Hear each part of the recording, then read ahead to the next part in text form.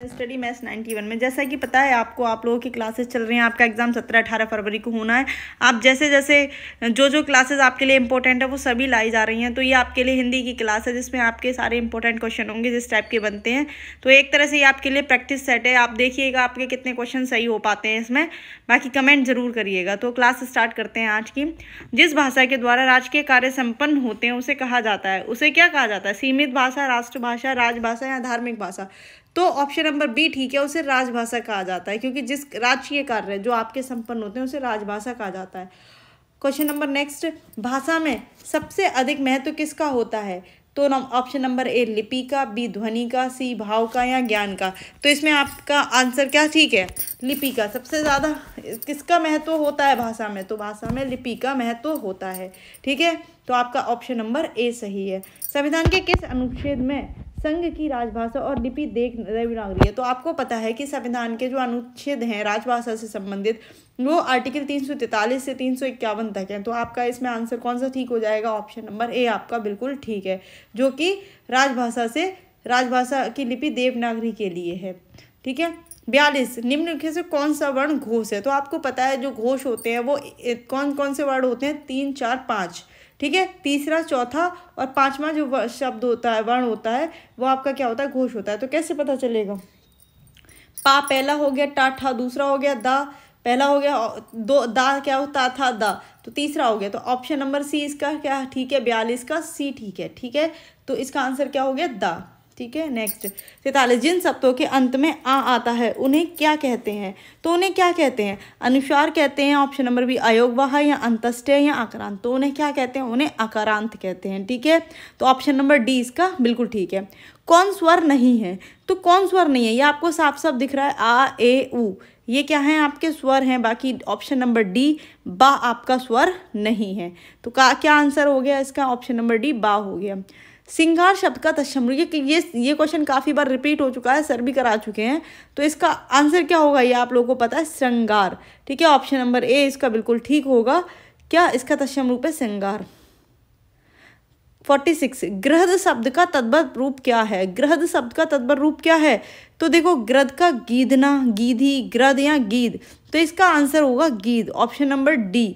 यानी गृहद का तद्भव रूप क्या होगा? गीध। ठीक है। नेक्स्ट है 47, मक्खी शब्द का तत्सम रूप। ये भी आपका रिपीटेड क्वेश्चन है। तो मक्खी शब्द का तत्सम रूप क्या होगा? ऑप्शन नंबर 1 मच्छिका, नंबर बी माछी, नंबर सी मच्छी या नंबर डी मच्छिका? तो क्या होगा इसका आंसर? होगा मक्खी का मच्छिका, ऑप्शन नंबर डी इसका बिल्कुल सही आंसर है, मच्छिका। ठीक है। शत्रु का समानार्थक शब्द क्या है? शत्रु, देखो शत्रु का समानार्थक पूछा है जिसका समान अर्थ हो। तो देखो नंबर 1 जारी, क्या जारी है? नहीं। बी तारी, नहीं। इसका आंसर है शत्रु का समानार्थक शब्द है आरी। क्या है? आरी। तो ऑप्शन नंबर सी इसका बिल्कुल ठीक है।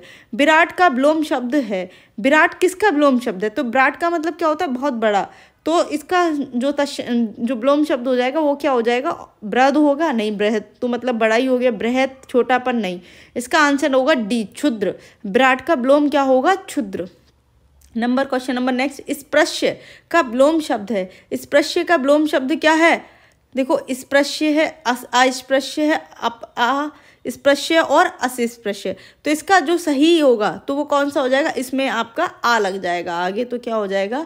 विलोम शब्द हो गया अस्पृश्य। ऑप्शन नंबर डी इसका बिल्कुल सही आंसर है। ठीक है, ऑप्शन नंबर डी। अब आता है यमुना का पर्यायवाची है। तो देखो, कालिंदिनी, भागीरथी, यामिनी और नंबर डी कालिंदी।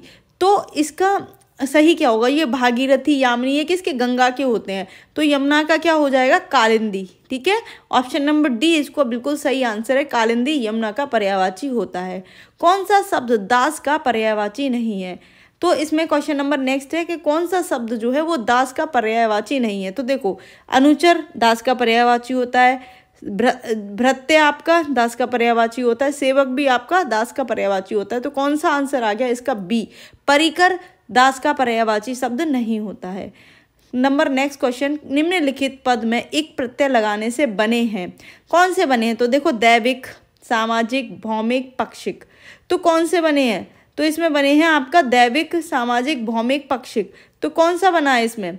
आपका बना है देखो दैविक भी बना है एक प्रत्यय से, सामाजिक भी बना है और भौमिक भी बना है। कौन सा नहीं बना है? ऑप्शन नंबर डी आपका पाक्षिक इसमें नहीं बना है। ठीक है। नंबर 54, संस्कार शब्द में किस उपसर्ग का प्रत्यय हुआ, मतलब प्रयोग हुआ है? तो संस्कार शब्द में किस उपसर्ग का प्रयोग हुआ है? तो सम, ठीक है, सन, सम, सन। तो किसका हुआ है? सम। सम, संस्कार मतलब सम। रेलगाड़ी शब्द है, रेलगाड़ी कैसा शब्द है? रेलगाड़ी आपका तद्भव है, विदेशज है, देशज है या संकर है? तो रेलगाड़ी आपका कैसा, जो दो भाषाओं के मिलने से बनता है उसे संकर शब्द कहते हैं। तो आंसर नंबर डी आपका बिल्कुल ठीक है। 55 का आंसर, रेलगाड़ी शब्द कैसा है? संकर शब्द है। ग्रह विहीन, बेघर किस शब्द के अनिकार्थी हैं? तो किसके हैं? देखो ग्रह विहीन और बेघर, जिसका कोई घर ना हो, तो अगोचर, अगुआ, अगोरना, ये इसका आंसर नहीं है। आंसर नंबर सी इसका बिल्कुल सही है। कौन सा? आगे है। नंबर नेक्स्ट है, पाप, पातक किस शब्द के अनकार्थी हैं? तो ये किसके हैं आपके? अग्रिम, अघट, अचर, ये इसके पर्यायवाची बिल्कुल नहीं है। अग्रिम का मतलब जो आगे आगे होता है। पाप, अघ, किस क्या अनेकार्थी शब्द किसके हैं? ये अघ के। तो ऑप्शन नंबर इसका बी बिल्कुल सही है। इनमें से वर्तनी की दृष्टि से शुद्ध है? तो देखो अंतर्धान, षष्टम, सहस्त्र, अनुषंगिक, कौन सा शुद्ध है? तो इसमें आपका देखो अंतर्धान बिल्कुल ठीक है, षष्टम भी गलत है, सहस्त्र भी गलत है। ठीक है। तो कौन सा ठीक है आपका? Option number A. संस्कृति का विशेषण है, संस्कृति का विशेषण यानी विशेषण बनाना है, तो कौन सा? संस्कृत होगा? नहीं, सांस्कृतिक गलत लिखा हुआ, सांस्कृतिक गलत लिखा हुआ। कौन सा होगा? ऑप्शन नंबर डी, सांस्कृतिक बिल्कुल सही है इसका आंसर। किस वाक्य में क्रिया सामान्य भूतकाल में है? तो कौन से में? क्वेश्चन नंबर 1, उसने पुस्तक पढ़ी, उसने पुस्तक पढ़ी है, उसने पुस्तक पढ़ी थी और नेक्स्ट उसने पुस्तक पढ़ी होगी। तो सामान्य भूतकाल का मतलब होता है जिसने काम हुआ है, जैसे उसने पुस्तक पढ़ी, तो बिल्कुल आपका कौन सा हो गया? सामान्य भूतकाल। ऑप्शन नंबर ए बिल्कुल ठीक है। निम्नलिखित इकारांत शब्दों में पुल्लिंग है, उसे चयनित कीजिए। तो कौन सा पुल्लिंग है? तो देखो नदी, तेरी नदी, कुछ भी लगा के देख सकते हैं आप। मेरा, मेरी, है ना, मेरी बकरी, मेरी रोटी, मेरी पानी नहीं होता है, मेरा पानी होता है, ऐसे भी लगा के देख सकते हैं। तो कौन सा हो गया? Option number A. बुढ़ापा भी एक प्रकार का अभिशाप है, इस वाक्य में मोटे छपे शब्द की संज्ञा का भेद बताइए। तो बुढ़ापा क्या है? जातिवाचक संज्ञा है, व्यक्तिवाचक संज्ञा है या भाववाचक संज्ञा है, या इनमें से कोई नहीं है? तो आपको ऑब्वियसली पता है कि जातिवाचक संज्ञा बिल्कुल नहीं है, ऑप्शन नंबर बी भी नहीं है, व्यक्तिवाचक भी नहीं है। ये कैसी संज्ञा है? बुढ़ापा भाववाचक संज्ञा है, जिसे हम देख या सुन नहीं सकते, केवल महसूस कर सकते हैं बुढ़ापा। नेक्स्ट क्वेश्चन है, उचित अनुचित का ज्ञान रखने वाला इस वाक्यांश के लिए सही शब्द है।